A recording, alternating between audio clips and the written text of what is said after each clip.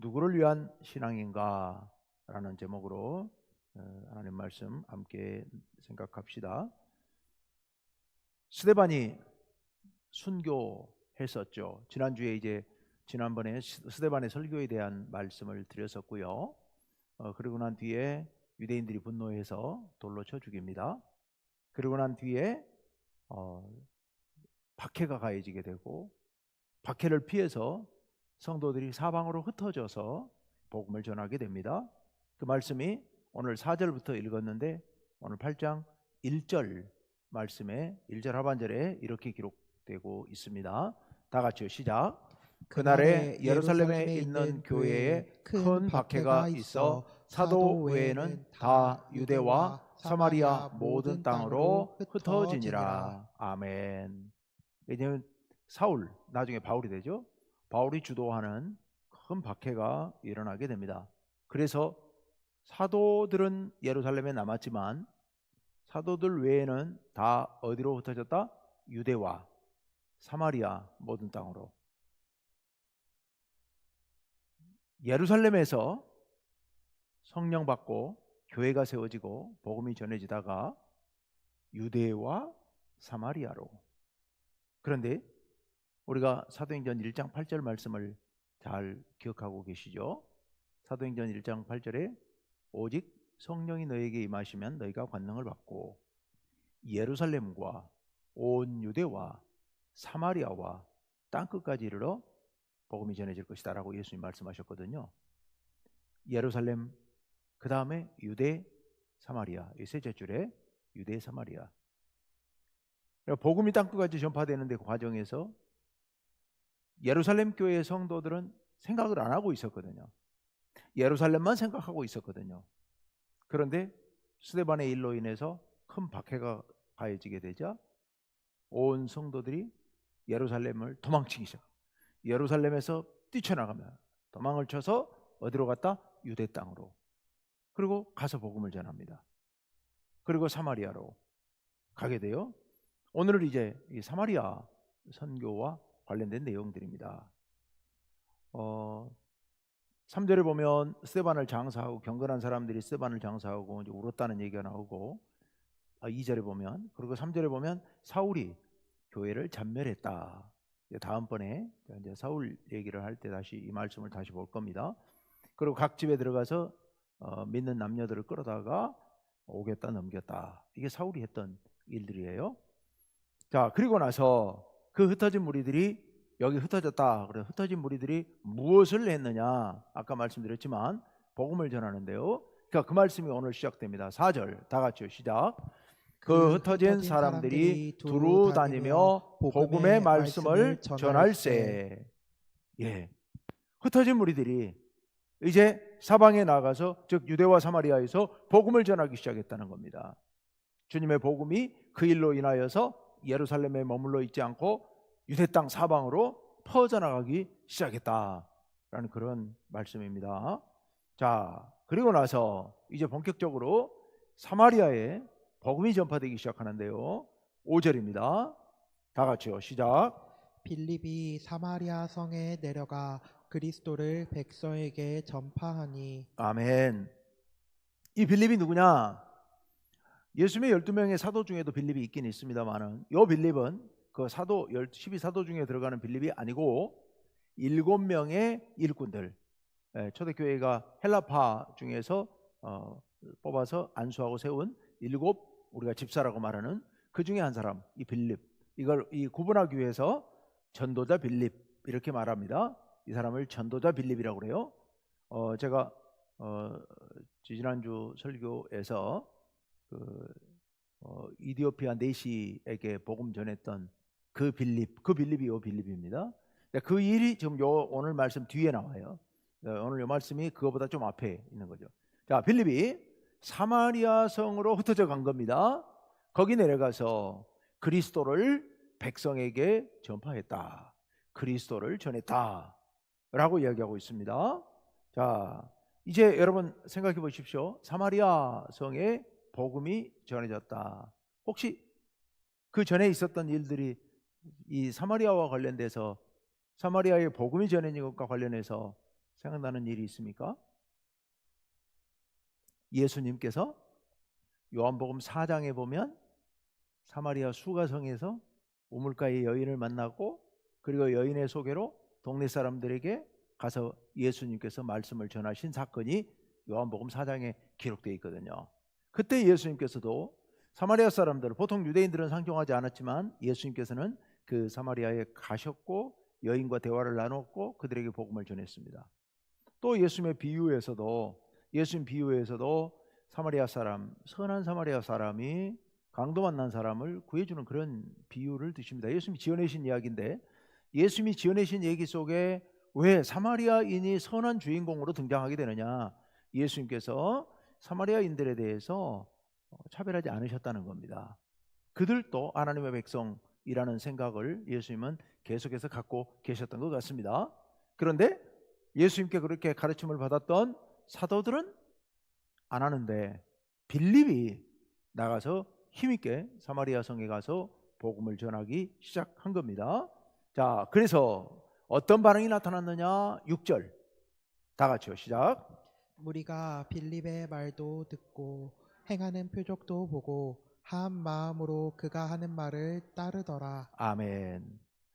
무리가, 즉 사마리아 성 사람들이요, 빌립의 말을 듣고 또 빌립이 행하는 표적 이따 좀 이따 나오는데 표적도 보고 한 마음으로, 모두가 다 들은 사람들은 한결같이 한 마음으로 그가 하는 말, 즉 빌립이 전하는 복음을 듣고 따랐다라고 말씀하고 있습니다. 복음에 대해서 굉장히 긍정적인 그런 반응을 보인 거죠. 그럼 여기 그 둘째 줄에 행하는 표적, 어떤 표적을 행했느냐? 7절에 그 말씀이 나오죠. 7절 다 같이 읽습니다. 시작.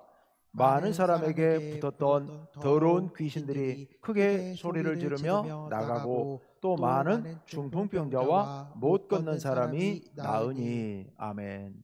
귀신 들린 사람에게서 귀신이 쫓겨나고 가장 대표적인 예로 병의 예를 든 게 중풍병, 그리고 못 걷는 사람, 다리에 장애가 있는 사람들이 나았다는 겁니다.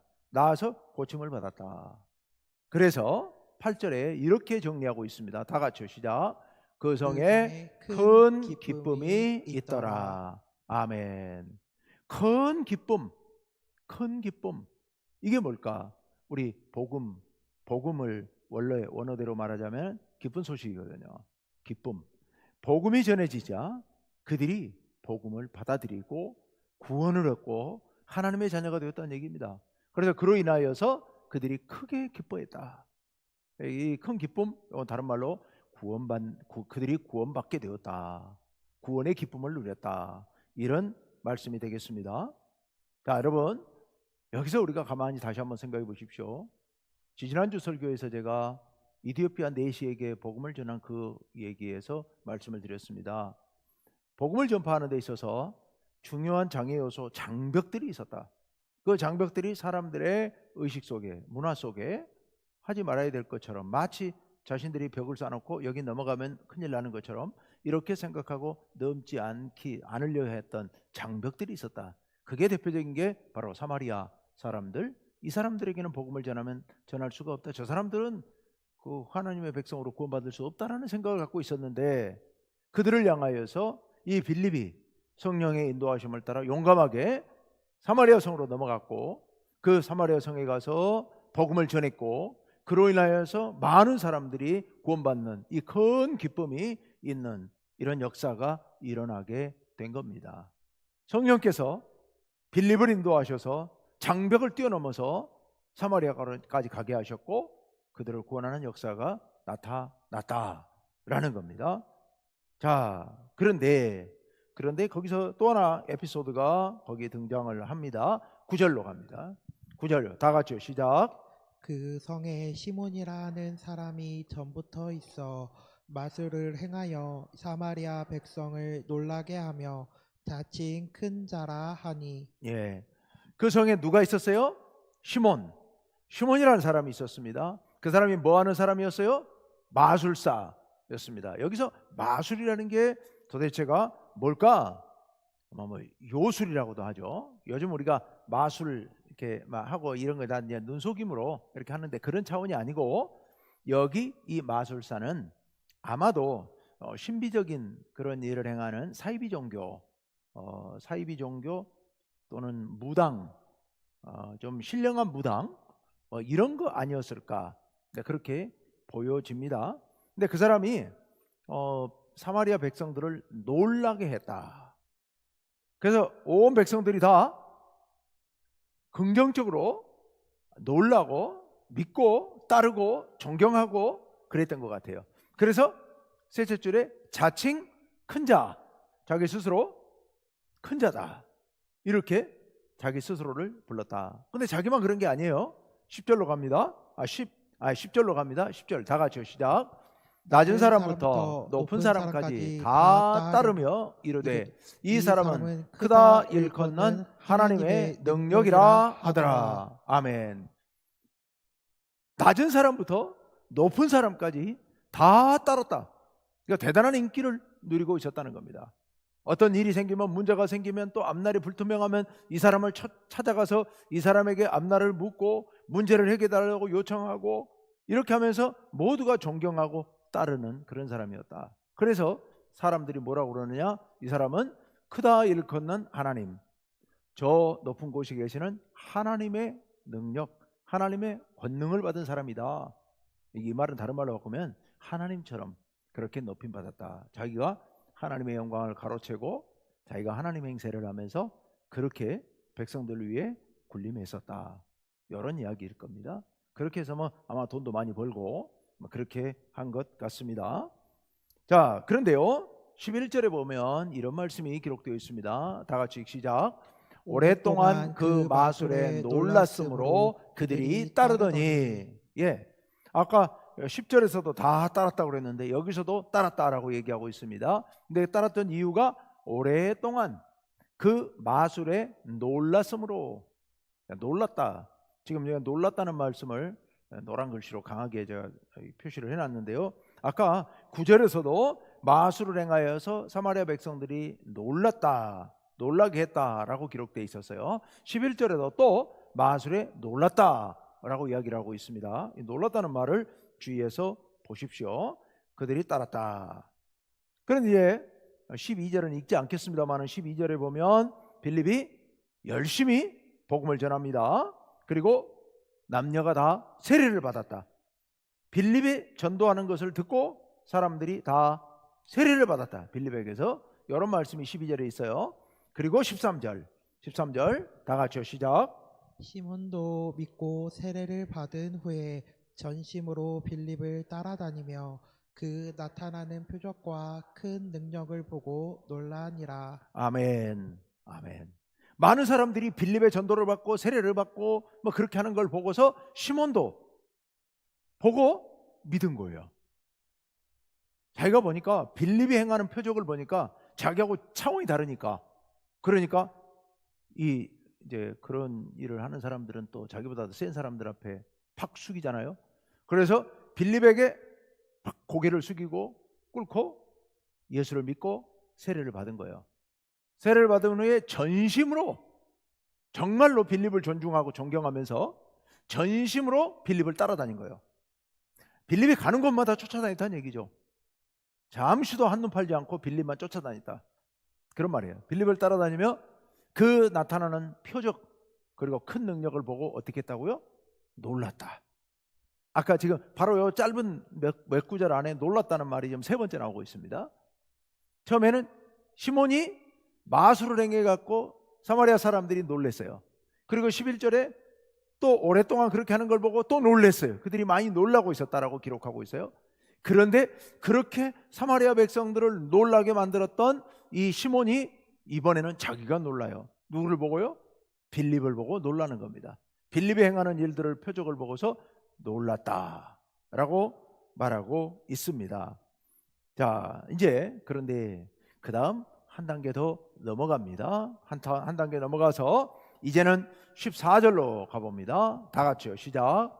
예루살렘에 있는 사도들이 사마리아도 하나님의 말씀을 받았다 함을 듣고 베드로와 요한을 보내매. 아멘. 예루살렘에 그 선교 보고가 들어갔어요. 사마리아에도 복음이 전해졌고 사마리아에도 많은 사람들이 세례를 받았다라는 보고를 받고 예루살렘에서 베드로와 요한을 파송합니다. 빌립이 가서 전도의 문을 열었고, 그리고 예루살렘에서 사도들이, 그것도 핵심 중심 사도들이 옵니다. 이때만 하더라도 이 예루살렘 교회가 그 가운데서도 사도들이, 또 그 중에서도 베드로, 요한 이런 중심 사도들이 교회 전체 질서를 잘 아우르고 있었던 것 같아요. 그래서 빌립이 전도의 문을 열었고 복음을 전했지만 그것이 빌립에게 권위를 실어주고 또 온 교회가 한 마음으로 그 사마리아 성에도 복음이 전해진 걸 인정하고 또 거기에 계속해서 더 복음이 왕성해지도록 하기 위하여서 바로 베드로와 요한이 현장을 직접 찾아가고 방문하는 이런 일. 그래서 예루살렘 교회를 중심으로 해서 온 교회가 하나의 체계 안에서 질서정연하게 복음이 전해지고 있는 그런 모습이라고 볼 수 있을 겁니다. 자, 이렇게 해서 이제 복음이 전해지게 되고 베드로와 요한이 들어갑니다. 15절로 갑니다. 다 같이요. 그들이 내려가서 그들을 위하여 성령 받기를 기도하니. 네.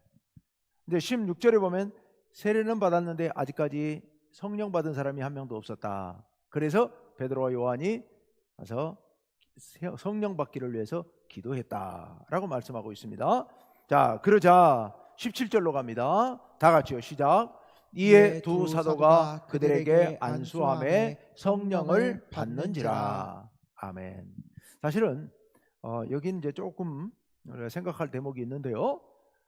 보통은 우리 기독교 복음이 전해지는 동안 내내 성령의 임재와 세례는 때로는 성령 임재가 먼저고 세례가 나중이 되는 경우가 있고 반대되는 경우도 있고, 대다수는 동시에 세례 받을 때 성령이 임합니다.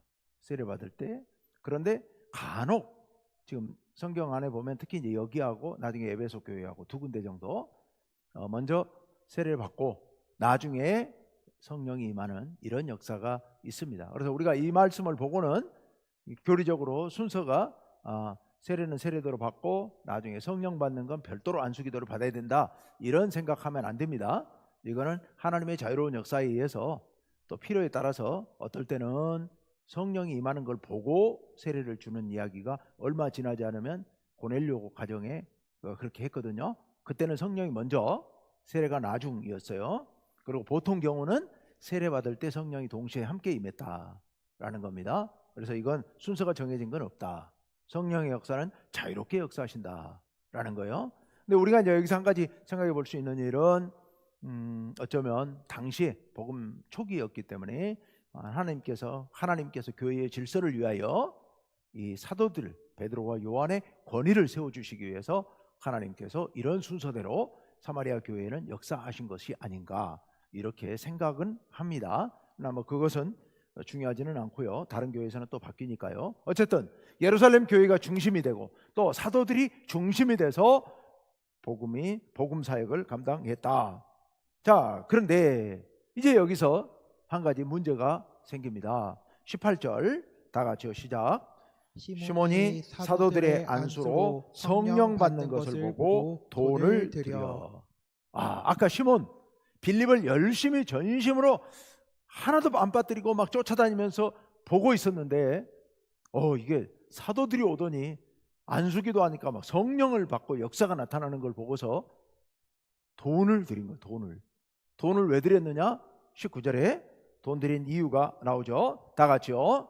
이르되 이 권능을 내게도 주어 누구든지 내가 안수하는 사람은 성령을 받게 하여 주소서 하니. 이 시몬이 돈은 이제 많이 벌어놨던 것 같아요. 그 다음에 마술을 통해 가지고 그 돈을 가지고 와서 사도들에게 주면서 그 권능을 나한테 좀 달라. 이 돈을 줄 테니까 나한테 달라. 그래서 내가 기도하면 나한테 기도받는 사람들도 다 성령 받게 해달라. 이렇게 요청을 했다는 얘기입니다. 중세시대 신학자들의 해석에 의하면 이 시몬이야말로 성직 매매의 원조다. 이렇게 해서 성직 매매, 중세 때 성직 매매 하는 것을 시몬이라는 용어로 부르기도 할 정도로 그렇게 이 사람을 성직 매매한 것으로 그렇게 해석하기도 했었습니다. 그러나 이제 요즘 와서 이게 성직 매매라고까지는 조금 과도한 해석 아닌가 이렇게 이제 보고는 있습니다. 어쨌든 안수하면 성령 받는 그런 권능을 돈 주고 살려고 했던 참 이게 집어릇 누구 못 준다는 말 있잖아요. 예. 그러니까 자기가 그동안에 살아왔던 그 풍토 배경 이것에 영향을 많이 받는 것 같아요. 우리 신앙생활하는 사람들 중에서 가끔, 보통은 안 그렇지만 가끔 뭐 어떤 점치던 사람이 이렇게 회심을 하고 예수를 믿고 또 아니면 다른 불교나 아니면 뭐 다른 종교 신앙생활 하던 분들이 기독교 신앙을 찾아 믿게 되면 꼭 그 옛날 습관, 몸 행동들이 가끔 옛날 습관들이 나오는 경우들이 가끔 있다고 그래요. 그런데 사실 그 몸에 깊이 밴 거기 때문에 종교적인 것은 심정적으로 굉장히 깊은 내면의 문제이기 때문에 이게 몸의 습관이 되면 쉽지 않죠. 그러니까 이 사람은 내내 그렇게 살아왔습니다. 자신의 그 마술을 통해서 이걸 돈벌이로 해왔었고 그렇게 하는 게 뭐가 문제냐 이런 생각을 하고 살았던 것 같아요. 그래서 이 상황을 보자마자 어떤 계산이 있었겠어요? 야, 이거 돈벌이 되겠다 이런 생각을 했겠죠. 이거 돈벌이 되겠다. 그래서 그런 생각을 한 것 같습니다. 자, 어쨌건 그러자 베드로가 뭐라고 그러느냐? 베드로가 20절에 이렇게 얘기를 합니다. 다 같이요.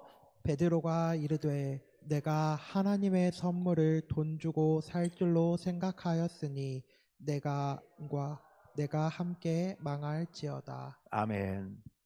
베드로가 이건 하나님의 선물이다. 성령의 권능은 다 하나님의 선물이다. 그런데 이걸 돈 주고 살려고 그랬으니 너는 네 은과 함께, 당시 이제 은화 돈이죠. 네 재물과 함께 너는 같이 망할 것이다. 이렇게 사실상 저주를 한 거죠. 하나님의 권능에 대해서 오해했다. 그건 아니다라는 걸 강하게 얘기를 합니다. 그러면서 계속해서 이어서 21절 다 같이요. 하나님 앞에서 내 마음이 바르지 못하니 이 도에는 내가 관계도 없고 분깃될 것도 없느니라. 아멘. 예수 그리스도를 믿는 이 기독교 복음은 너하고는 관계가 없다. 그리고 너의 몫은 없다. 분깃은 몫이잖아요. 너의 몫은 없다. 이곳에 네 자리가 없다 이런 얘기입니다. 출교예요, 출교. 넌 나가라. 넌 더 이상 여기 있어서는 안 되겠다. 나가라. 이렇게 선포를 한 겁니다. 자, 그러면서 베드로가 해결책을 제시를 해주죠. 22절 다 같이요. 시작. 그러므로 너의 이 악함을 회개하고 주께 기도하라. 혹 마음에 품은 것을 사하여 주시리라. 아멘. 어떻게 하라? 너의 이 악함을 회개하고 주께 기도하라. 회개 말로만 뉘우치는 건 아니잖아요. 돌이키라는 얘기입니다. 이 악함을 완전히 씻어서 버리라. 그리고 하나님께 기도해라. 다시는 과거 했던 그런 습성들 완전히 버리라. 그리고 하나님께 기도하라. 그러면 혹 네 마음에 품은 그 죄, 그런 악 이거 용서해 주실 것이다 라고 선포하죠. 자, 그러면서 한마디를 덧붙입니다. 23절 다 같이요. 내가 보니 너는 악독이 가득하며 불의에 매은 바 되었도다. 아멘. 너는 네 속에는 악독이 가득해 있다. 여기 악독이라는 게 뭐겠습니까?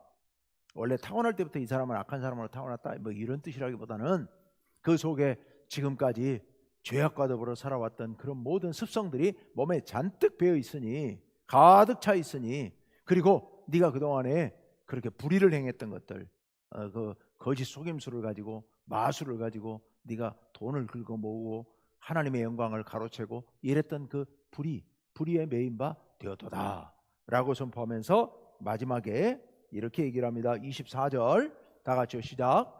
시몬이 대답하여 이르되 나를 위하여 주께 기도하여 말한 것이 하나도 내게 임하지 않게 하소서 하니라. 아멘. 나를 위해서 대신 기도해 주십시오. 그래서 당신이 지금 선포한 그 저주가 나에게 하나도 임하지 않게 해 주십시오. 이 사람은 요것마저도, 요 말마저도 여전히 그 예습성에서 나온 말입니다. 이게 일종의 주술처럼 생각을 한 거죠. 그러니까 저주를 선포한 베드로가 하나님께 기도해서 지금 말한 거, 이 저주를 선포한 이 말 자체가 저주의 힘이 있을 테니까 이 저주가 해소되게 해달라, 풀리게 해달라, 지금 이런 요청입니다. 베드로 뭐라고 그랬는데요? 회개하라고 그랬잖아요. 네 속에 있는 악한 것들을 다 버려라. 그리고 회개하라. 회개해서 다 버리고 깨끗게 되고 돌이켜서 하나님의 복음을 믿고 따르라. 요걸 베드로는 얘기했는데 그 사람은 우선 베드로의 저주의 말에 그 저주부터 풀려고 하는 이런 복음이 아닌 그동안의 습성에 따른 그런 요청을 지금 하고 있는 겁니다. 참 안타깝죠. 그 후에 어찌 됐는지는 모릅니다. 그가 진정으로 회개하고 완전히 돌이키고 주님의 복음으로 돌아와서 구원을 받았는지 아니면 돌이키지 못했는지는 그 후 이야기가 기록되어 있지 않습니다. 그래서 모릅니다. 어쨌든 이렇게 해서 요 일은 끝나게 됩니다. 자, 그런데 요 시몬 이야기를 통해서 우리가 깊이 생각해 봐야 할 부분이 있습니다. 그 생각해 봐야 할 부분이 뭐냐? 시몬의 그 망은 평생 거기에 젖어서 살아왔기 때문에 그 자신이 젖어서 살아왔던 그 문화 속에서 그 생각으로 복음을 판단하는 겁니다. 하나님의 역사를 지금까지 자기가 살아왔던 그런 악한 세상의 습성, 그 습성에 따라서 그 눈으로 복음을 판단하고 해석하고 그것을 받아들이려고 하고 있었던 겁니다. 그런데요, 그게 물론 그 직접적으로 그래서는 안 되고 그 잘못된 것이죠. 그런데 뿐만 아니라 오늘날 우리들도 하나님의 일은 하나님의 관점에서 순수한 마음으로 하나님의 말씀으로 받아들이고 하나님 앞에서 순전한 신앙을 우리가 가져야 되는데, 그런데 자칫 우리들이 인간적인 생각으로 시몬처럼 복음을 받아들이기 전에 세상적인 판단, 습성 이런 것으로 복음을 판단하려 할 때가 많습니다. 이거 우리가 조심해야 됩니다. 인간이기 때문에 그렇게 판단할 수 있거든요. 교회 운영을 가끔 제가 좀 당황스러울 때가 가끔씩 있는데, 교회 운영을 꼭 세상에 사업하듯이 생각하는 사람들이 있습니다. 사업 마인드로 이렇게 하면 막 교회가 사업이 번창하듯이 이렇게 하면 막 사업이 막 잘 될 것 같고 막 이렇게 될 것 같다는 그런 생각을 갖고 가끔 덤비는 사람들이 있습니다. 목회자들 중에 그런 사람들이 많고요. 평신도들도 밖에서 특히 사업하는 사람들은요, 그런 생각들을 은연중에 목회자들에게 압박을 합니다. 저한테도 가끔 제가 그런 압박을 받을 때가 있어요. 그런 말을 저한테 할 때가 있어요. 이거 이렇게 하고 이렇게 하면 이게 막 잘 되지 않겠나? 근데 가만히 들어보면 전부 인간적인 생각이라. 사업은 그렇게 하면 돼요. 사업은. 근데 이 교회가 종교 사업 아니잖아요. 종교 사업으로 하는 사람들이 수두룩했습니다. 세상에. 다른 교회들 많아요. 그렇게 실제로 그렇게 운영해 버리는 교회들이 많습니다. 근데요, 결국 끝이 안 좋아요. 결국 끝에 가면 어려움을 겪어요. 일시적으로 잘 됩니다. 사람들을 조직하고 동원하고 훈련시키고 막 해가지고 막 이렇게 영업하듯이 막 그렇게 교회를 운영하는 그런 경우들을 많이 보는데요, 절대 오래 못 가더라고요. 가다 보면 꼭 문제가 생깁니다. 인간적인 생각, 인간적인 판단, 인간적인 수법, 이것들이 먼저가 되면 안 됩니다. 물론 그런 것들을 다 배제시키라 이런 건 아니에요. 필요하면 어느 정도 선에서 그걸 활용할 수는 있습니다. 그렇지만 중심은 오직 하나님, 오직 하나님을 높이려는 순수한 열정. 신앙이 이 순수성을 잃어버리면 무너지게 돼 있고 문제가 생기게 돼 있습니다. 교회도 그렇습니다. 그래서 가끔 세상적인 그런 사업 마인드로 본다면 거꾸로 가야 될 때가 참 많습니다. 우리가 손해보는 것 같고 더딘 것 같고 어려운 지름길을 놔두고 삥 돌아가는 것 같고 그 어려운 문제들 어렵게 가는 그런 경우들이 있거든요. 근데 그게 하나님의 뜻이라면, 그게 신앙의 순수한 신앙의 원리에 합당하다면 힘들어도 돌아가야 됩니다. 교회의 모습을, 교회의 진정한 모습을 우리 잃지 않으려고 애를 써야 됩니다. 그렇지 않고 이렇게 시몬과 같은 방식으로 이렇게 판단하고 이렇게 행동해 버리면 그건 교회다움이 없어져 버리는 것이고요. 일시적으로는 어떻게 될지 모르겠지만 결국은 문제가 될 수밖에 없다. 이제 사실은 한창 우리나라에도 유행했던 그런 그 교회의 어떤 흐름들이 있었습니다. 일부 신학이라는 이름으로 그런 것들이 좀 들어오기도 했었고, 특히 이제 우리가 좀 그렇게 좀 알고 있는 성공신학, 그래서 막 복음을 통해 가지고 믿음을 통해 가지고 우리가 막 잘되고 부흥하고 성공하고 막 이런 그런 것들만 최고로 여기는 그런 흐름이 최근에 불과 몇십 년 사이에 대대적으로 유행했습니다. 우리나라에 대대적으로 유행했어요. 근데 한참 그러다가 썰물 빠지듯이 싹 빠졌어요. 지금은 조금 덜합니다. 근본적으로는 일종의 이단이에요. 일종의 이단. 신사도주의 막 이런 것들 우리나라에 들어왔거든요.